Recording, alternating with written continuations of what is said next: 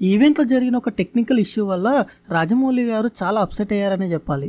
ఆ technical issue ఎందుకైందో తెలుసా?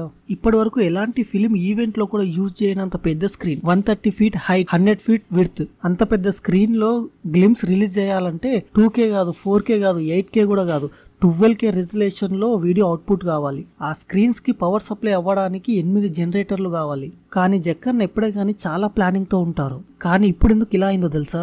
ఆ ఈవెంట్ జరిగేది మొత్తం అవుట్డోర్ లా. సో ఒకసారి గ్లిమ్స్ ఎలా వచ్చాయో ఒకసారి ట్రయల్ చూద్దామని జక్కన్న గారు ఆ స్క్రీన్ చుట్టూ పెద్ద పెద్ద కవర్స్ తో కవర్ చేసి ఆ వీడియో ప్లే చేద్దామని అనుకున్నారంట.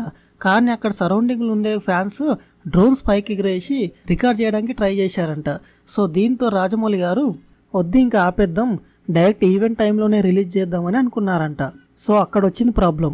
లేదంటే ముందే చెక్ చేసుకొని ఆ స్క్రీన్కి సరిపడా రెజల్యూషన్ ఎంత, ఆ స్క్రీన్స్కి ఎంత పవర్ సప్లై కావాలి అనేది డీటెయిల్గా తెలుసుకొని మనకైతే ఈవెంట్ ఎలాంటి గ్లిచ్ లేకుండా సాఫీగా అయిపోతుండే. ఈ గ్లిమ్స్లో చాలా మంది ఏఐ యూజ్ చేశారని అనుకుంటున్నారు. కానీ ఈ గ్లిమ్స్లో ఏ ఫ్రేమ్లో కానీ ఏఐ అయితే వాడలేరు, మొత్తం CGI వరకే. అందుకే ఇంత టైం పట్టింది.